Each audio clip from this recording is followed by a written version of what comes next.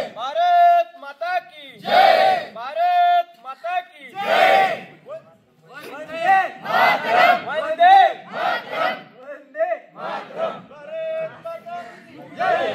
ज्ञानांजन शलाकया चक्षुरुन्मिते तस्मै श्री गुरुवे नमः। भारत जननी एक हृदय हो, एक और स्वस्थ राष्ट्र का चिंतन मन में कोटि कोटि जनता की जय।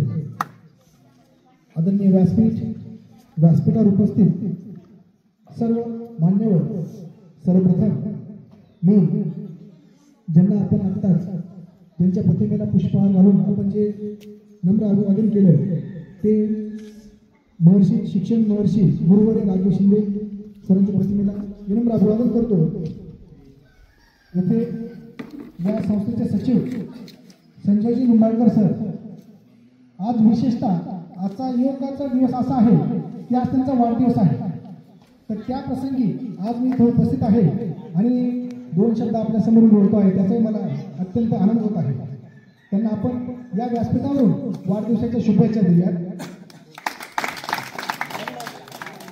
महर्षी गुरुवर्य राजू शिंदे महाविद्यालयाचे प्राचार्य माननीय सुनील जाधव सर आणि या कार्यक्रमाचे अधिकारी Amar Gore Patil sir, Krishna Karbade sir, Sachin Chavan sir, Arun Khande sir, Sachin Sabne sir आणि उपस्थित सर्व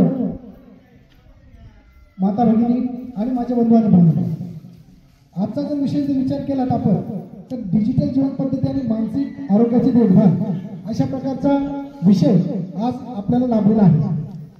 तर सगळ्यात महत्त्वाचं आपण पाहतो की आजच्या या T20च्या यांत्रिक युगामध्ये आपलं शारीरिक कष्ट खूप कमी झालेलं आहे, मानसिक ताणतणाव अधिक वाढलेला आहे, भारतीय संस्कृती आणि निसर्गाशी संबंध आपला तुटत चाललेला आहे, आधुनिकांचं अंधानुकरण, वाढती व्यसनाधीनता आणि जे काही रासायनिक खतांचा वापर अधिक वाढलेला आहे। तर त्यामुळे आणि विशेषतः ही जी कलियुग आहे त्याच्यामध्ये जे आपले मूळ गुण आहेत म्हणजे त्या आत्म्याचे आणि त्या परमात्म्याचे, बरोबर, परमात्मा आणि आत्मा हे सेम गुण आहेत, ज्ञान, पवित्रता, शांती, प्रेम, सुख, आनंद आणि शक्ती, तर ते ऱ्हास होऊन त्या ठिकाणी षडरिपूने तिची जागा घेतली आहे। षडरिपू काय? काम, क्रोध, लोभ, मद, मोह, मत्सर। तर या सगळ्यांचा परिणाम स्वरूप जे काही आपल्याला हॉर्मोनल इम्बॅलन्स होत आहे आणि त्या स्ट्रेस फॅक्टर, हॉर्मोनल इम्बॅलन्स यातून जे काही नॉन कम्युनिकेबल डिसीजेस ज्याला आपण असंसर्गिक आजार म्हणू, तर त्या आजाराने डोकं वर काढलं, ज्याच्यामध्ये तुम्हाला माहिती आहे डायबिटीस आहे, ब्लड प्रेशर आहे किंवा थायरॉइड आहे, आर्थरायटिस आहे, संधिवात आहे, स्किन डिसीजेस आहेत किंवा मानसिक आजार तुम्ही बघता कमी वयामध्येच लोकांना मानसिक आजार जडलेले आहेत, डिप्रेशन आहे किंवा इतर गोष्टी, त्याच्यामुळेच वाढती व्यसनता चालली आहे। आणि ह्या सगळ्या नॉन कम्युनिकेबल डिसीजेसचा जर विचार केला तर ह्यावर परिपूर्ण चिकित्सा पूर्ण जगामध्ये नाही। तर त्यामुळे आपल्याला यावर काय करायला पाहिजे तर एक प्रकारचे संस्कार आणि जे आपण म्हणतो की जे शिबिरं आपल्यासारखे घेतले जातात आणि आपल्यासारखे जे कर्तृत्ववान किंवा जे जाणकार आहेत यांना जर आपण संस्कारी केलं तर त्या त्या भागामध्ये जाऊन आपण आपला परिसर एक तुम्ही सक्षम, आरोग्यवान, सुख, शांतिमय बनवू शकता। त्याच्यामुळे जे काही आपले मराठवाडा विद्यापीठ आणि त्यात बाबासाहेब आंबेडकर मराठवाडा विद्यापीठ जे छत्रपती संभाजीनगर आणि आपल्या कॉलेजने हे जे भरलेले शिबिर आहेत, जे 9 दिवस आपण इथे काम करतो, स्वतः सकाळी उठल्यापासून संध्याकाळपर्यंत श्रमदान करतो, त्या श्रमदानामधून आपल्याला वेगवेगळ्या प्रकारचे संस्कार आपल्यावर होत असतात आणि परोपकाराची यातून एक प्रकारचे संस्कार दिले जातात। जसं आपल्या पूर्वी संस्कृतीमध्ये शिवाजी महाराजांना स्वराज्य हे ध्येय मिळालं, त्यानंतर वीरा सावरकरांना स्वातंत्र्य हे ध्येय मिळालं, त्यानंतर स्वामी विवेकानंदांना देव काय आहे याची एक प्रकारची त्यांना उत्सुकता लागली, त्यातूनच त्याचा मागोवा घेत त्यांनी स्वतःसाठी आणि समाजासाठी या विश्वासाठी एक जबरदस्त काम केलं। तर तशा पद्धतीने आपल्या या कार्यातून प्रत्येकाला आपापलं ध्येय मिळणार आहे हे मी तुम्हाला सांगतो। आणि आपल्या महर्षी राजे शिंदे कॉलेजचे जे काही विद्यार्थी आहेत ते वेगवेगळ्या क्षेत्रामध्ये इतके चमकलेले आहेत की केवळ महाराष्ट्रातच नाही तर देशातच नाही, ते जगाच्या कानाकोपऱ्यामध्ये जाऊन त्यांनी आपल्या या भागाचं, आपल्या कॉलेजचं स्वतःचं नाव त्या देशामध्ये आणि देशाचं नाव जगामध्ये केलेलं आहे। त्यामुळं मला असं वाटतं की वारंवार अशा प्रकारचे जे संस्कार शिबिर घेतले जातात त्यामध्ये मी आवर्जून इथे येत असतो। आणि आज तर पाहता की आल्यानंतर तुमच्यावर इतकं सुंदर आणि सुग्रास जेवण मिळालं की असं वाटलं की आता दुपारचं मी काय बोलू शकतो का नाही, अशा प्रकारचं एवढं सुंदर म्हणजे वातावरण प्रसन्न, आजचं बघा दिवसही प्रसन्न, अशा ह्या सगळ्या याच्यामध्ये एक प्रकारचे संस्कार जे होतात, मनाचा ताण जो निघून जातो तोही कुठल्या गोष्टी येत नाही। आपली संस्कृती नेहमी सांगते की आयुष्यामध्ये 5 गोष्टी कायम लक्षात ठेवा. प्रत्येक जण विचार करतो की मला मोठं व्हायचं, त्यासाठी पैसा कमवायचा, गाडी बंगला हे ते सगळं. पण या सगळ्या गोष्टी जरी बघितल्या त्या सगळ्या गोष्टी हे केवळ आपल्याला माध्यम आहे जीवन जगण्याचं, साधन आहे, साध्य नाही. मग साध्य काय? तर परोपकारमिदं शरीरं निश्चिंतनार्थम इदं मनः विवेकार्थम इदं बुद्धी ज्ञानार्थम इदं जीवन. म्हणजे अंतिम ध्येय ज्ञान आहे. ज्ञान शेवटपर्यंत घ्यायचं आहे आणि त्यातूनच आपल्याला मोक्षप्राप्ती मुक्तीप्राप्ती मिळत असते. आणि ह्या सगळ्या गोष्टी जे काय आपल्याला कीर्ती यश पैसा सत्ता ह्या ज्या काय आहेत तर त्या मिळणार आहेत, पण ते केवळ स्वतः कुटुंबासाठी वापर न करता त्याचा ह्या पिढी किंवा जे काही समाजातील आपले बंधू आहेत, विश्वाची माझे घर किंवा वसुदैव कुटुंबकमची भावना ठेवून आपल्याला त्याचा वापर इतरांसाठी करायचा. तर अशा प्रकारचे संस्कार हे प्रत्येकावर होणं गरजेचं आहे.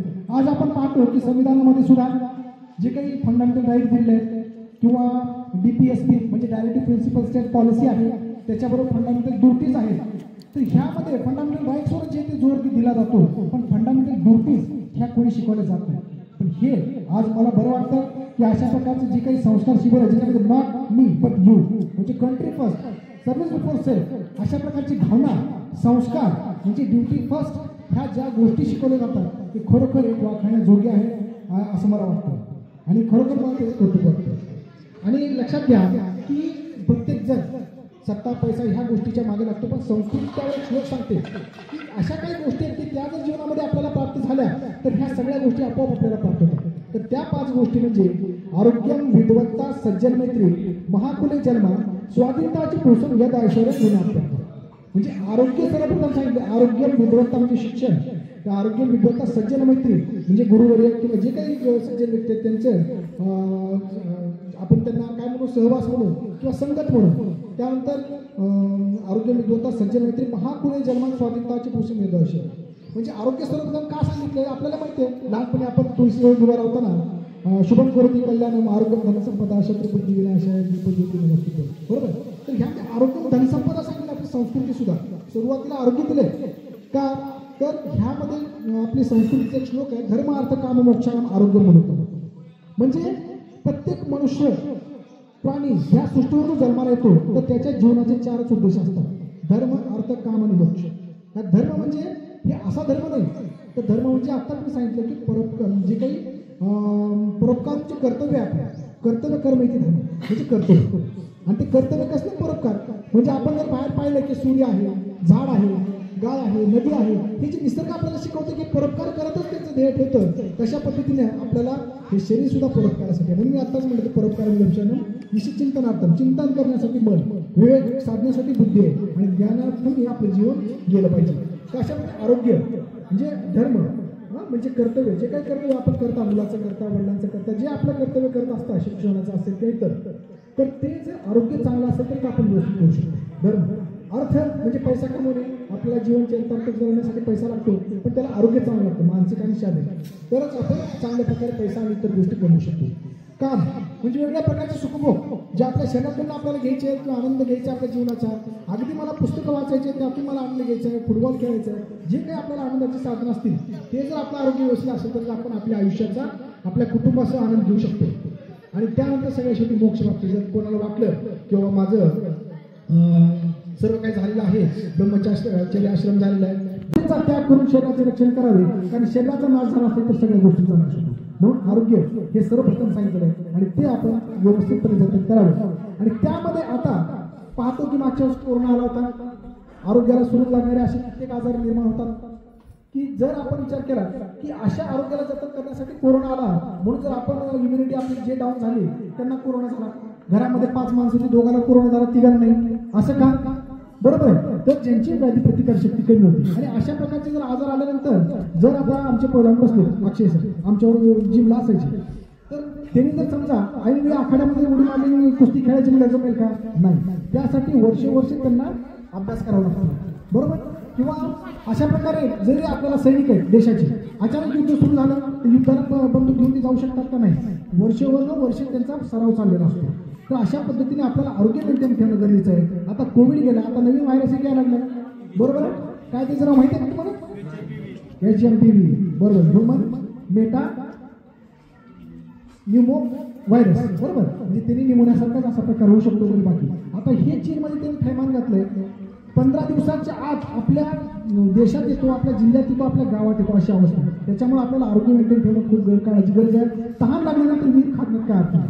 आणि अशा प्रकारे जर हे जागतिक दर्जाचे आजार जर एकत्र यायला लागले तर त्याला जर एकत्र करायचं असेल, त्याच्यावर सोल्युशन शोधायचं असेल, जर त्याच्यासाठी काही आपल्याला तज्ञ डॉक्टरांची जर आपल्याला काही गाठीभेटी घ्यायची असतील आणि आपण जिथे कुठं असू तिथे जर आपल्याला उपचार मिळवायचे असतील, उद्या लॉकडाऊन पडलं आपण घरी आहे तर मग कशा पद्धतीने आपल्याला हेल्थ करायचं, तर त्यासाठी मग हे डिजिटल हेल्थ आपल्याला अत्यंत उपयोगी पडतं.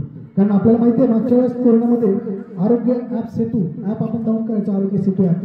त्याच्यानंतर कोविड ॲप एक होता आणि आता ई संजीवनी ॲप एक आहे, टेलिमेडिसिन सर्व्हिस.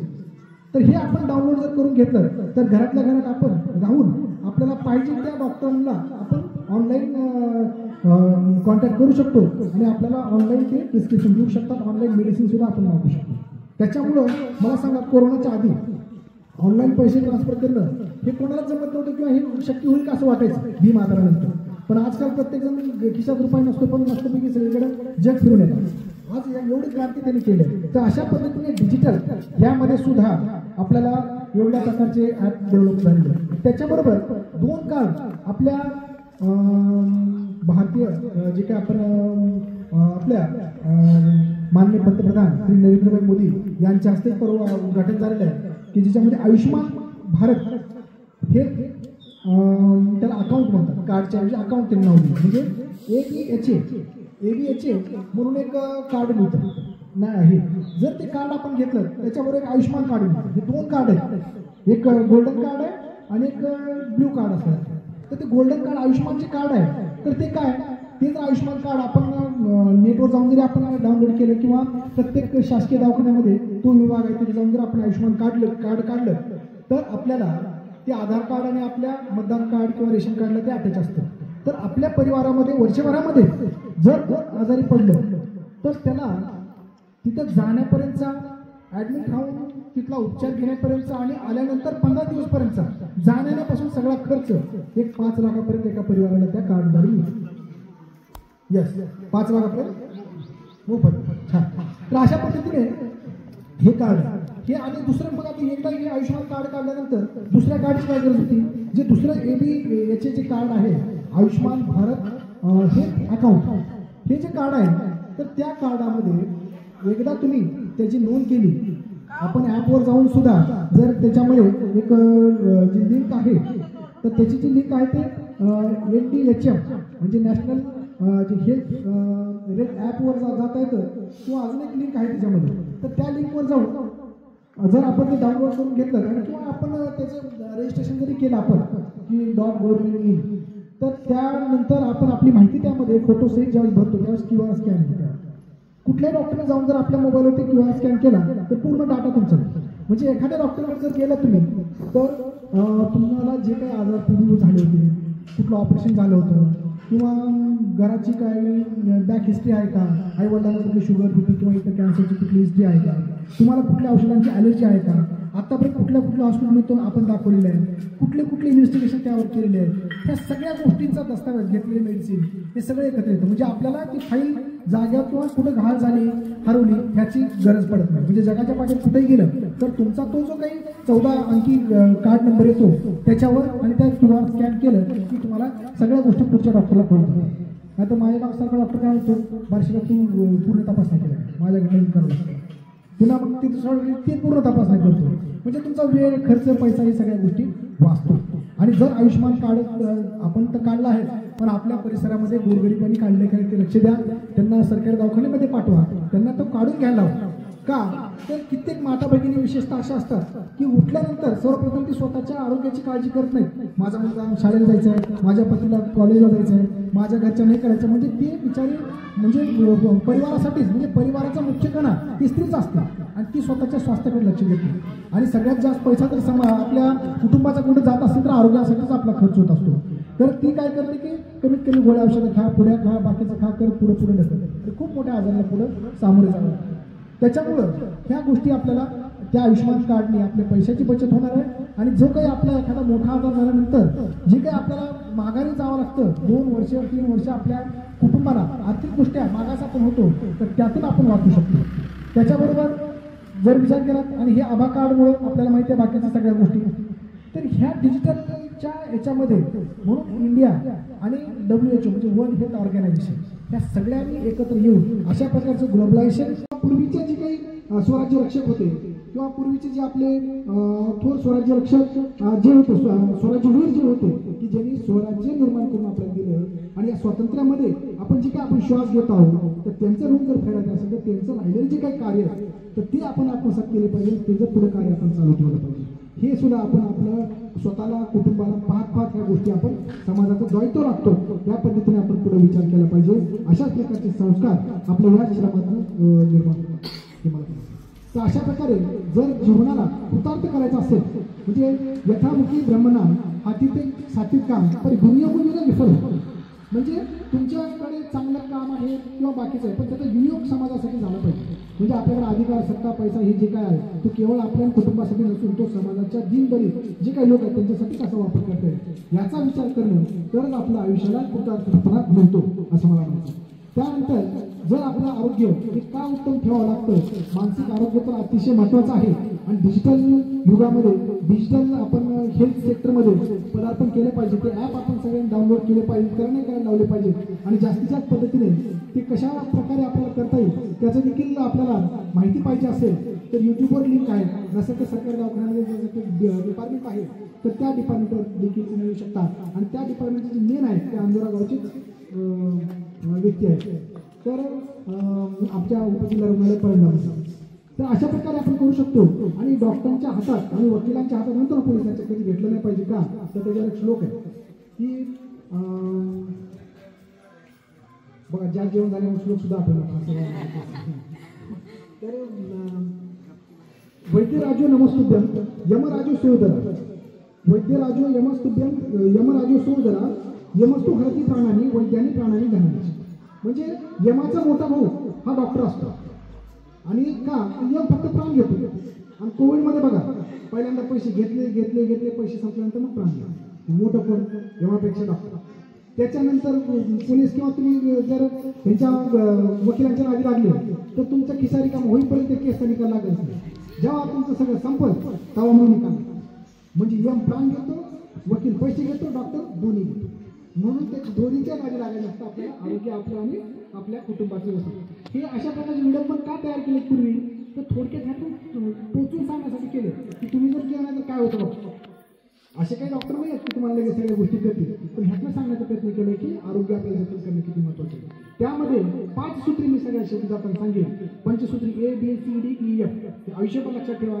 E पर्यंत A फॉर एन्झायटी चिंतामुक्त जीवन जगा. ठेविले अनंत पैसे राहिले असे समाधान.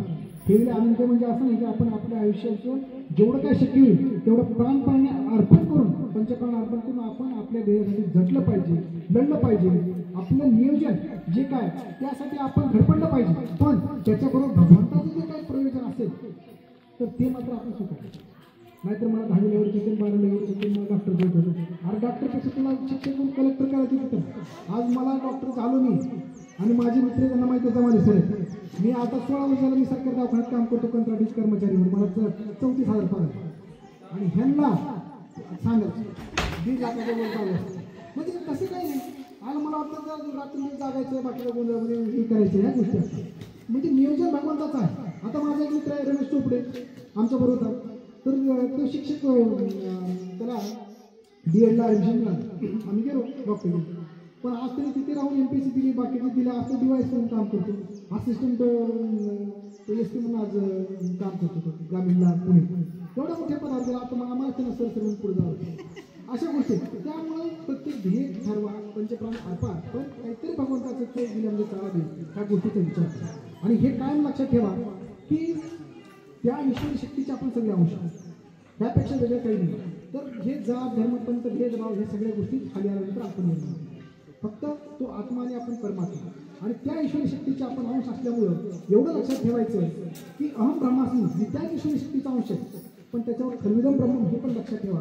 म्हणजे मी जसा त्या ईश्वरी शक्तीचा अंश आहे तशा पद्धतीने ही वनस्पती सृष्टी प्राणीसृष्टी मनुष्यसृष्टी ही पण त्याच ईश्वरी शक्तीचा अंश आहे. म्हणजे खलविदम ब्रह्म त्याने आत्मचिंतन आत्मशोध आणि आत्मबोध होतो आणि त्यातून मग आत्मकल्याण कसं होतं की तो एक कर्मयोगी बनतो. म्हणजे जर आपल्या पद्धतीने त्याच करायचं असेल तर ते बंधुभाव म्हणजे त्याला जो विचार येतो तो वसुदैव कुटुंबकमची भावना त्याला असलेली आहे. अरे ते तर माझेच पाठ आहे, हे वेगळे नाहीत माझ्या शकोर, म्हणजे वसुदैव कुटुंबकम म्हणजे त्याचा संसार कसा होतो की एक चार भिंती निघून जातात, अवघाचे संसार सुखाचा करीन आनंद मिळण्याची आणि तो व्यक्ती विश्वकल्याण. म्हणजे अध्यात्मामध्ये एवढी ताकद आहे आपल्या की सामान्य माणसाचा आत्मकल्याणावर विश्वकल्याण ट्रान्सफॉर्मेशन करण्याची ताकद ही अध्यात्मामध्ये. नुसतंच टाळ कुटुंब मृत्यू वाढवलं नाही, तर अध्यात्म हे मनाचं शास्त्र. ज्यावेळेस शरीराला व्याधी होतात मनाला आधी आणि जे आत्मा आहे त्याला अविद्या किंवा भ्रांती नाश म्हणजे आत्म्याचं सायन्स हे अध्यात्म आहे. मनाचं सायन्स हे योग आयुर्वेद किंवा इतर ज्या गोष्टी आहेत आणि जे काही बाकीचं जे आहे शरीराचं ते म्हणजे आपल्या तिन्ही गोष्टीवर आपण केलं पाहिजे. पण त्याचं विडंबन न करता त्याला जाणकार दृष्टीने आपण त्याकडे पाहिलं पाहिजे मला असं वाटतं. तरच आपण एक ट्रान्सफॉर्मेशन आपल्या चांगल्या जीवनाला अध्यात्माचे जर झालं असेल आणि स्वस्वरूपाची जाणीव जर आपल्याला झाली तर आपण एक हसत खेळत आपण जीवन जगू शकतो. म्हणजे आपले संत सांगतात विष्णुमय जग वैष्णवांचा धर्म भेदाभेद ब्रह्म म्हणजे खेळ मांडली गेला वाळवंती ठाई नाचते वैष्णव पाहिजे. त्याच्यामुळं ही जी दृष्टी समोर प्राप्त होते बघण्याची दृष्टी तो व्यक्ती एक समाजामध्ये स्वतःही सुखी राहतो आणि इतरांना सुखी ठेवतो. चिंतामुक्त जीवन जातं. ओके. त्यानंतर 2 नंबर बी फॉर बॉटल म्हणजे बी फॉर बॉटल पासून दूर राहा. बरोबर म्हणजे व्यसनांपासून दूर राहा. ह्या व्यसनाचा काय एका गौतम बुद्ध आणि त्याच्या शिष्यामध्ये वाद रंगला की व्यसन कुठलं वाईट. तर कोण म्हणतं असेच व्यसनात वाद चालू होता. एक जण म्हणतं तंबाखू वाईट, एक जण म्हणतं सिगारेट वाईट, कोण म्हणतं दारू वाईट, कोण म्हणतं हे वाईट.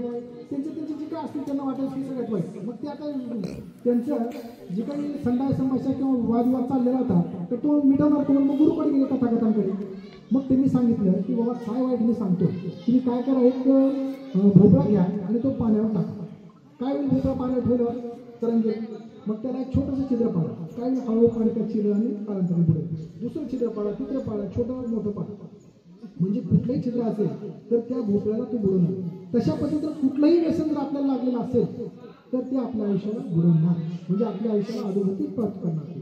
पहिल्यांदा आपण एक एन्जॉयमेंट म्हणून करतो, इकडे तिकडे बघत हे सगळ्या गोष्टी करतो, त्याची हॅबिट लागते. मग हळूहळू एक 100 मधल्या 20 लोक त्यामध्ये एवढे वाहत जातात की ते पुढच्या 3 ते 5 वर्षामध्ये त्यांचे पेटी अवयव खराब होऊन जीवनाला मिळतो. कारण आपलं जीवन हे केवळ आपलंच नाही आहे तर त्याच्यावर आपल्या परिवाराचा सुद्धा या समाजाचा सुद्धा या देशाचा सुद्धा हक्क आहे.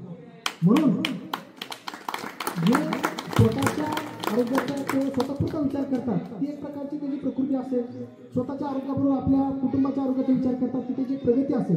पण स्वतःच्या कुटुंबाच्या समाजाच्या आरोग्याचा जो विचार करतात ती आपली संस्कृती करेल. आणि हे संस्कृती दर्शक कार्यक्रम अशा प्रकारचे आपल्या राघव शिंदे महर्षी कॉलेजने घेतात दरवेळी, याचा मला खरोखर एक अभिमान वाटतो. आणि त्यानंतर ह्या याच्यामध्ये मी जास्त बोलत नाही पण ह्यामध्ये वेळ पैसा ह्या सगळ्या गोष्टी वाया जातात. मनावरचं कंट्रोल कमी होऊन जातं. त्याच्यामुळे जे काय आपल्याला कॉन्सन्ट्रेशन आपल्याला लागायला पाहिजे ठराविक ध्येयाच्या दृष्टीने तिथून ते बाजूला सरकलं जातं. त्याच्यामुळे जो बीत गई सो बीत गई, तकदीर का शिकवा कोण करेल, जो तीर कमान से निकल गया उस तीर का पीछा कोण करेल. जे झालं ते झालं, गंगा नहालं. यापुढे मात्र आपण चांगल्या प्रकारे शेजारच्याची शपथ नका घेऊ, स्वतःची शपथ घेऊन सोडतो म्हणून सांगा.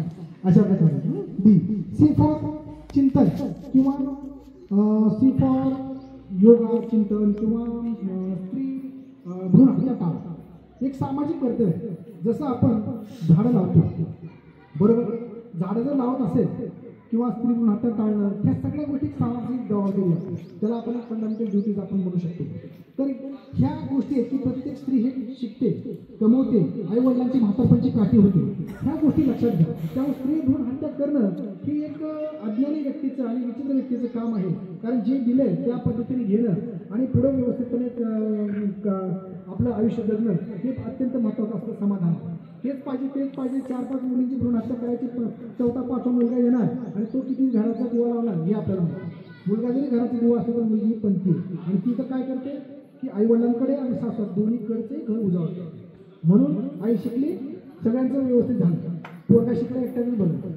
तर त्याच्यामुळं स्त्रिया म्हणून आपली संस्कृती न मातृ परदैवतम किंवा यत्र नारीषु पूजन्ति रमन्ति तत्र देवता अशा पद्धतीने स्त्रियांचं स्वागत करते, अशा पद्धतीने त्यांचे गुणगान गाते. तर ह्या गोष्टी आपण लक्षात ठेवल्या पाहिजे. कुठं जर स्त्री पण हत्या होत असेल, बाकीचं काय होत असेल, तर तहसीलदार असतील किंवा आपले जे काही मेडिकल सुपरिटेंडेंट असतील त्यांना तुम्ही निनावी करू शकता किंवा ऑनलाईन आमची मुलगी कॅम्पच्या माध्यमातून तुम्ही एक खूप सुंदर असं कार्य केलं गेलेलं आहे आणि ह्या कार्याच्या बदल्यात तुम्हाला एक पर्वणी दिली गेलेली आहे आणि तुम्ही ती आत्ताच ग्रहण केली गेलेली आहे. अतिशय उत्कृष्ट पद्धतीने त्यांनी काय केलं गेलं आहे, तर आजचं जे जीवन आहे त्या जीवनावर त्यांनी काय केलेलं आहे, तर तुम्हाला शब्दासमोरून एक प्रकारची पर्वणी दिली गेलेली आहे. त्यांनी तुम्हाला असं सांगितलंय की मोरे सरांच्या भाषणानंतर मी भाषण करण्यासारखं त्यांनी काय ठेवलेलंच नाही, पण त्यांनी अप्रतिम असं त्यांनी तुमच्या आजच्या डिजिटल युगामध्ये तुम्ही कशा पद्धतीने त्यात वाहत चालला गेलेला आहात. तुम्ही 1-2 मिनिटाची रील बघून तुम्ही काय करता, तर आपलं जो वेळ आहे अमूल्य तो वायाला घालवतात. त्यासाठी त्यांनी काय केलं गेलंय, तर तुम्ही सकाळची जी दिनचर्या आहे ती मोबाईल न बघता तुम्ही काय करायचे, तर सूर्यनमस्काराने सुरुवात करायची. ही त्यांची अप्रतिम अशी पर्वणी आज काय झालेली आपल्याला मिळाली गेलेली आहे. त्याचबरोबर त्यांनी धर्माचा एक बारीक त्यांनी वापर केला गेलेला आहे. धर्म आपण म्हटलं की लगेच वेगवेगळ्या जाती जमाती आपल्या डोळ्यासमोर उभा होतात, पण आपल्याला जीवन जगण्यासाठी कोणता धर्म अपेक्षित आहे हेही त्यांनी काय केलेलं आहे, उत्कृष्ट पद्धतीने त्यांच्या भाषणामध्ये त्यांनी काय केलेलं आहे, सांगितलं गेलेलं आहे आणि तेही तुम्ही ग्रहण केलं गेलं असं आपण गृहीत धरू. आणि तिथून पुढं बरोबर मोबाईलच्या आरोग्य सेवा ह्या भारत सरकारने महाराष्ट्र राज्यामध्ये वेगवेगळ्या अवलंबल्या गेलेल्या आहेत. कोविडचा होऊन गेलेला आहे, पण ती तुम्ही अवलंबलेलं नाही. कुणी सुद्धा आज आयुष्यमान कार्ड किती जणांना काढलं गेलेलं आहे, तुम्ही त्यात प्रगत झाला गेलेला आहे. तुम्ही जर कसं काढलं गेलेलं आहे तसं तर